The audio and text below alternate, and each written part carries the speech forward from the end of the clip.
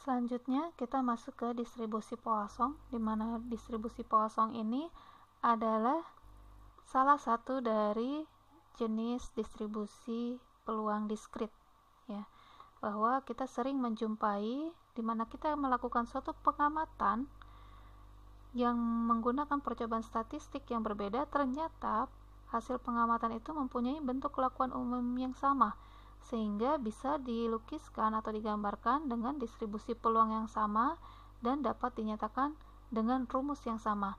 Jadi ada banyak studi kasus, ternyata mereka dari studi kasus itu punya ciri khas atau ketentuan tertentu yang punya ciri khas yang sama, kemudian dikumpulkan, yang ternyata mereka itu punya bentuk kelakuan umum yang sama dan bisa digambarkan dalam distribusi peluang yang sama, ya, sehingga rumusnya pun nanti yang digunakan adalah sama. Nah, di sini contohnya salah satunya adalah distribusi Poisson, di mana ini adalah salah satu distribusi peluang diskrit, ya, yang menggunakan variabel acak diskrit. Jadi kita tinggal memperhatikan distribusi Poisson ini punya ketentuan atau ciri apa saja yang bisa masuk kasus distribusi Poisson. Pertama kita kenal dulu bahwa distribusi Poisson ini diperkenalkan oleh Simon Denis Poisson. Beliau ini adalah dari ilmuwan, salah satu matematikawan Prancis, ya. Ini membacanya bukan seperti membaca yang maknanya racun, ya, karena bahasa Prancis dibacanya Poisson. Dipublikasikan pada tahun 1838 dalam karya ini, ya, Research on the Probability of Judgments in Criminal and Civil Matters. Nah, sifat dari Poisson ini, tujuannya adalah digunakan sebagai hampiran dari distribusi binomial apabila banyaknya percobaan itu menuju infinity, menuju tak hingga, dan peluang keberhasilannya menuju 0. Semakin kecil peluang keberhasilannya, ya. Jadi distribusi binomial ini sendiri adalah salah satu jenis distribusi peluang diskrit, ya, tidak kita pelajari di mata kuliah ini, bisa dibaca-baca di referensi saja, ya. Yang kita pelajari hanya Poisson saja. Nah, ini adalah salah satu cirinya bahwa distribusi Poisson itu berkenaan dengan banyaknya peristiwa yang terjadi pada selang waktu tertentu atau area tertentu. Ini menjadi ciri utama dari distribusi Poisson, yaitu terjadi pada selang waktu tertentu atau area tertentu. Untuk contoh-contoh penerapannya, misalnya kita mau meneliti mengenai banyaknya mobil yang memasuki antrian di gerbang tol. Perhatikan bahwa saya ingatkan kembali bahwa Poisson ini adalah distribusi peluang diskrit, ya. Berarti kaitannya adalah dengan banyaknya, ya, hasil hitungan. Ini, ya, kita lihat contoh-contoh penerapan 1 sampai 5 saja semuanya mengenai banyaknya. Banyaknya mobil itu bisa dihitung menggunakan bilangan bulat, ya. 1, 2, 3 dan seterusnya. Kemudian contoh berikutnya, banyaknya cacat dalam produksi kain. Kemudian banyaknya pasien gawat darurat yang tiba di rumah sakit antara pukul 1 sampai pukul 3 pagi. Nah, ini, ya, ada keterangan waktu. Kalau yang nomor 1 di selang waktu tertentu, nanti misalnya ngambil di jam rush hour misalnya, ya, di pagi dan sore hari. Kemudian yang contoh 2 ini pada tiap meter kuadrat kain yang diproduksi, banyaknya cacat dalam produksi kain pada tiap meter kuadrat kain. Nah, ini kan menunjukkan lokasi tertentu, area tertentu. Yang ini juga waktu tertentu. Yang nomor 4 juga waktu tertentu, ya, banyaknya panggilan telepon yang diterima sekretaris di waktu tertentu. Kemudian banyaknya salah cetak yang terjadi dalam setiap 100 kata dalam berita di surat kabar. Nah, ini setiap 100 kata itu pun juga area tertentu. Jadi saya kembali ke sini bahwa ciri dari Poisson itu adalah memperhatikan selang waktu tertentu atau area tertentu. Baik, ini adalah rumusnya, ya. Jika X kecil itu adalah banyaknya peristiwa, kemudian X buah peristiwa itu terjadi dalam selang waktu T lebih dari 0, jelas, ya, bahwa waktu itu selalu lebih dari 0, tidak mungkin bernilai negatif, maka berlakulah rumus ini. Menghitung peluang dalam distribusi Poisson menggunakan rumus ini, di mana lambdanya itu adalah banyaknya peristiwa per satuan waktu, T itu tadi adalah waktunya berapa, kemudian X itu tadi adalah banyaknya peristiwa. Dengan E eksponensial ini ya, yaitu setara dengan 2,71828 dan seterusnya. Ini kalau di kalkulator ada ya E, atau bisa saja langsung dikalikan dengan ini ya, 2,71828. Kemudian jika X adalah variabel acak yang menunjukkan banyaknya peristiwa yang terjadi dalam suatu proses Poisson, maka ekspektasinya itu adalah lambda T, dan variansinya pun juga adalah lambda T. Ini simbol lambda ya. Oke, kita masuk ke contoh. Di contoh 4 ini misalnya rata-rata banyaknya nasabah yang masuk ke dalam antrian bagian teller di suatu bank setiap menitnya adalah 2. Jadi 1 menitnya itu rata-ratanya ada 2 nasabah. Kemudian diminta untuk menentukan peluang dalam 5 menit datang sampai 7 orang nasabah ke dalam antrian bagian teller tersebut. Anggaplah banyaknya nasabah yang masuk ke antrian itu berdistribusi Poisson. Berarti kita akan menggunakan rumus yang tadi ini. Ya, ini rumusnya. Rumus Poisson yang tadi. Nah, sekarang tinggal kita menentukan. Kita tinggal menentukan lambdanya. Lambda tadi itu adalah banyaknya. Saya kembali lagi ke sini. Bahwa banyaknya peristiwa per satuan waktu. Satuan waktunya tadi adalah per menit ya, ada 2 nasabah masuk dalam masuk ke teller itu setiap menitnya.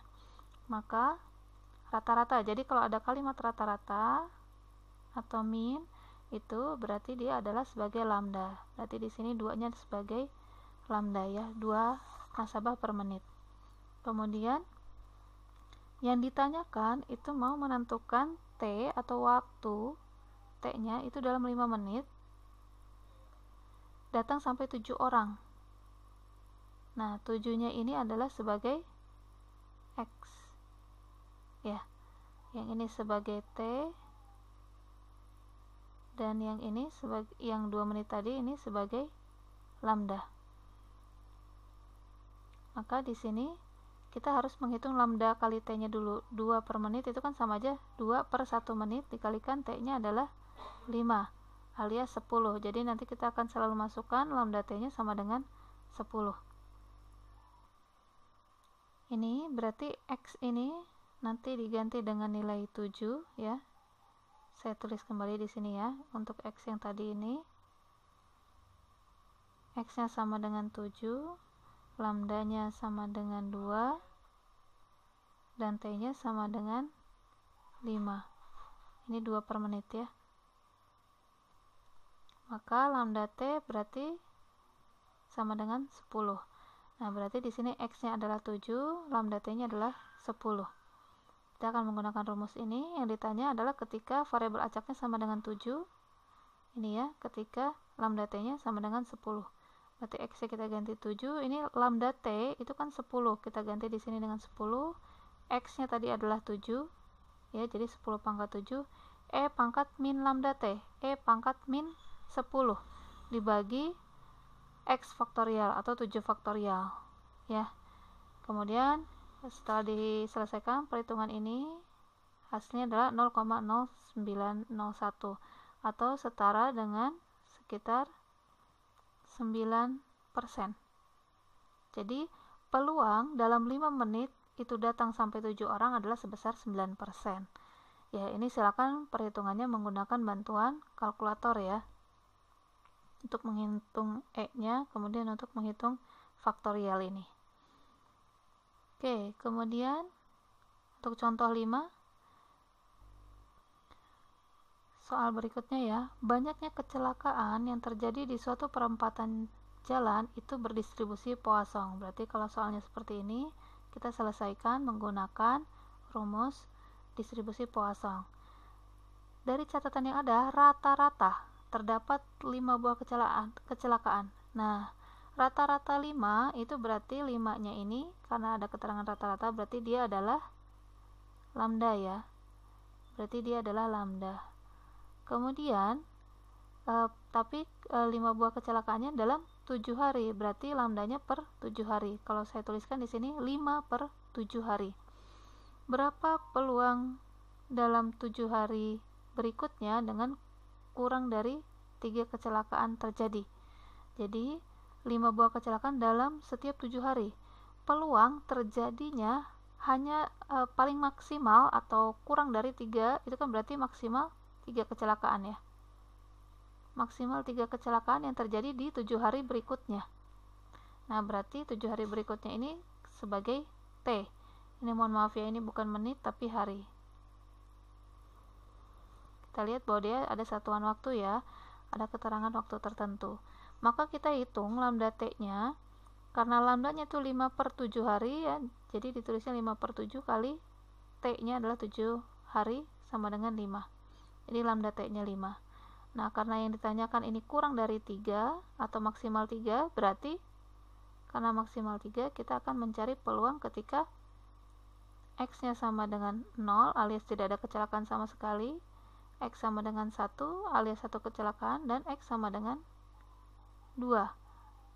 Mohon maaf, ini kurang dari 3 berarti maksimalnya 2 ya. 3 nya tidak termasuk. Berarti X-nya ketika X 0, 1, dan 2. Nah, seperti ini ya. Nah, makanya untuk menghitungnya X kurang dari 3 itu adalah ketika X-nya 0, 1, 2. Dengan lambdanya tetap 5 ya untuk setiap perhitungan. Jadi ini kita menghitung peluang Poissonnya ketika X-nya 0, ini ketika X-nya 1, yang ini ketika X-nya 2. Silakan masukkan ke dalam rumus ketika X-nya 0 ini, ketika X-nya sama dengan 1 ini ketika X-nya sama dengan 2. Kita hitung masing-masing hasilnya ini ya. Ketika X0, X1, dan X2. Kemudian di total hasilnya adalah 0,1246 atau setara senilai 12%. Jadi peluang terjadinya kecelakaan kurang dari 3 kecelakaan dalam sepekan dalam 7 hari itu adalah sebesar 12%. Nah, kemudian kalau ditanya justru kebalikannya, berapa peluang dalam 7 hari berikutnya terjadi lebih dari 2 kecelakaan? Lebih dari 2. Lambda T-nya masih sama dengan 5. Rata-ratanya juga sama ya, lambdanya 5 per 7, T-nya sama dengan 7. Tapi yang ditanya lebih dari 2 kecelakaan. X lebih dari 2, itu kan berarti X sama dengan berapa aja nih? 3, 4, 5, 6, dan seterusnya. Ya, ini tidak sekedar sampai 7 ya. Mohon maaf, ini salah. Nanti saya perbaiki. Ini sampai tahingga, kan tahingga kecelakaan ya. Nah, total dari seluruhnya, nih ketika kita menghitung X lebih dari 2 alias jumlah kecelakaan itu sebanyak lebih dari 2, berarti kan 3, 4, 5, dan seterusnya sampai berapa? Unlimited gitu ya. Nah, ini kalau di total seluruh peluang itu kan harusnya sama dengan 1. 0 kecelakaan ditambah 1 kecelakaan tambah 2 kecelakaan, 3, dan seterusnya sampai tahingga kecelakaan, itu pasti totalnya harus sama dengan 1 ya. Ini mohon maaf bukan 7 ya,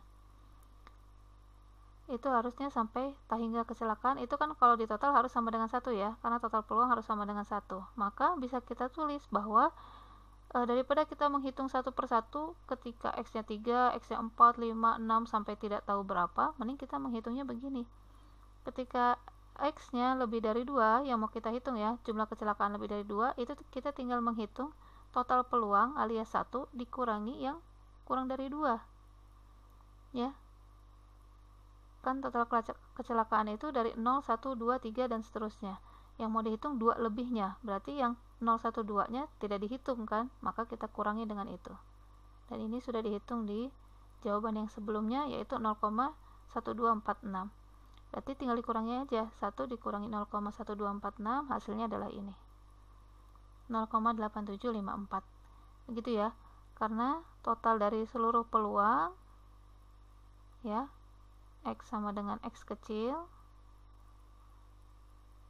itu X-nya sampai sesuai dengan soal ya. Kalau ini kan kecelakaan, jumlah kecelakaan bisa tahingga ya, itu totalnya harus sama dengan 1. ya, maka ini tinggal 1 dikurangi yang tidak ingin kita hitung. Tidak ingin kita hitungnya adalah yang kurang dari 2. Maka hasilnya adalah ini. Sebesar 87% bisa terjadi kecelakaan dalam 7 hari berikutnya. Seperti itu untuk distribusi Poisson.